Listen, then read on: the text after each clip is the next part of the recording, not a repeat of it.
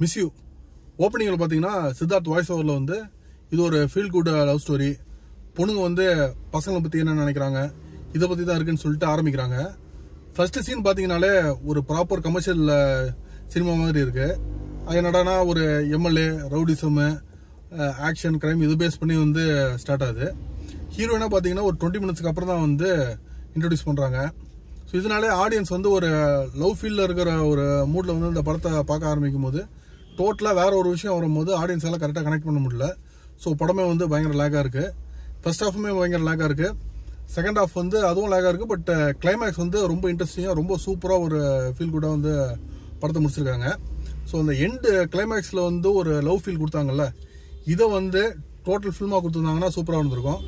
ஆனால் அவங்க தேவையில்லாமல் வந்து ஒரு கிரைம் கான்செப்டை உள்ளே வச்சுட்டு அதே மாதிரி ஒரு ஆக்சிடென்ட் ஞாபகம் வருது இந்த மாதிரி விஷயங்கள்லாம் உள்ளே வச்சதுனால படத்துக்கு வந்து ஒரு பெரிய மைனஸாக போயிடுச்சு.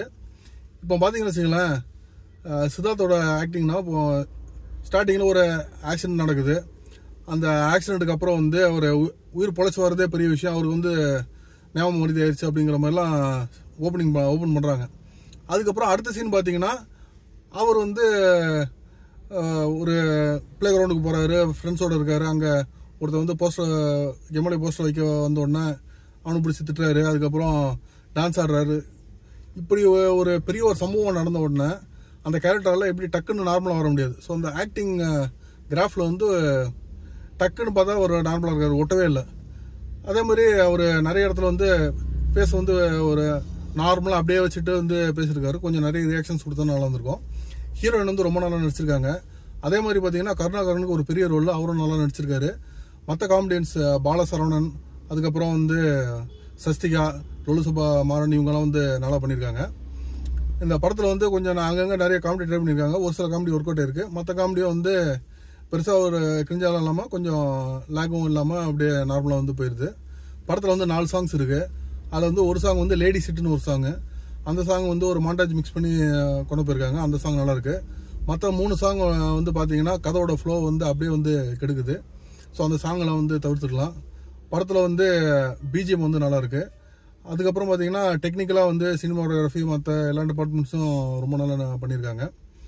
இந்த படம் வந்து இந்த டீமால் நல்ல ஒரு லவ் ஸ்டோரி கொடுக்க முடியுங்கிறத வந்து கிளைமேக்ஸில் வந்து சூப்பராக காமிச்சிருக்காங்க. பட் அதை வந்து ஃபுல் த்ரூஅவுட்டாக கொடுத்துருந்தாங்கன்னா நல்லா இருந்திருக்கும். அதே மாதிரி ரொம்ப டீட்டெயில்டான அந்த ஃபீலிங்ஸ் இருக்குல்ல. ஸோ ஒரு ஆணுக்கும் பெண்ணு மேலே இருக்கிற ஃபீலிங்ஸ், ஒரு பெண்ணுக்கு ஆண் மேலே இருக்கிற ஃபீலிங்ஸ், ஒரு சீன் இன்னொரு ஏதோ ஒரு சம்பவம் நடந்துச்சுன்னா அந்த ஃபீலிங்ஸ் எப்படி மாறுது, இந்த மாதிரி விஷயங்கள்லாம் இந்த படத்தில் வந்து சொல்ல மறந்துட்டாங்க. அதே மாதிரி ஹீரோ வந்து ஒரு அசிஸ்டன்ட் டைரக்டர்னு சொல்லி சொல்கிறாங்க. அதுக்கான விஷயத்த வந்து படத்தில் பெருசாகவே காமிக்கல. ஃபர்ஸ்ட் ஹாஃபில் ஒரு சீன் வச்சுருக்காங்க அவர் அசிஸ்டன்ட் டைரக்டருக்கு. அதே மாதிரி கிளைமேக்ஸில் ஒரு இடத்துல வச்சு முடிச்சிருக்காங்க. ஸோ அவர் அந்த ப்ரொஃபஷனுக்கான விஷயங்களும் வந்து படத்தில் வந்து அவர் ட்ராவலே பண்ணல. இந்த மாதிரி விஷயங்கள் எல்லாமே தான் இந்த படத்துக்கு வந்து பெரிய மைனஸ் வந்து அமையுது. அதே மாதிரி படத்தோட ஆக்ஷன் பிளாக்ஸ் எல்லாம் ரொம்பவே ஹெவியாக இருக்குது. ஒரு ஆள் ஒரு பஞ்சு கொடுத்தானா ஒரு 2 பேர் அந்த ஒரு பஞ்சில் போய் விழுற மாதிரிலாம் இருக்குது. இப்போ ஒரு புஷ்பா 2 மாதிரி ஒரு ஆக்ஷன் படம்லாம் பார்க்கும்போது நம்ம ஆடியன்ஸ் அந்த மாதிரி விஷயங்கள்லாம் எதிர்பார்த்துட்டு போவோம். இந்த படம் வந்து ஒரு லவ் ஸ்டோரி, ஒரு ஃபீலிங்ஸ் பேஸ் பண்ண ஒரு ஸ்டோரி மாதிரி போகும்போது அதில் இவ்வளோ ஆக்ஷன் வர்றது வந்து நம்மளுக்கு ஒரு ஆடியன்ஸாக கரெக்டாக கனெக்ட் ஆகலை. ஸோ இந்த படம் வந்து உண்மையிலேயே வந்து ஒரு ஃபீல் குட் லவ் ஸ்டோரியை வச்சுருந்தாங்கன்னா நல்லா ஒர்க் அவுட் ஆக வேண்டிய படம். பட் தேவையில்லாத க்ரைமு, தேவையில்லாத ஆக்ஷன் இதெல்லாம் வந்து உள்ளே கொண்டு வந்து அதே மாதிரி ஞாபகம் மறதி வந்து கொண்டு வந்து படத்துக்கு ஒரு பெரிய மைனஸாக வந்து அமைஞ்சிருச்சு.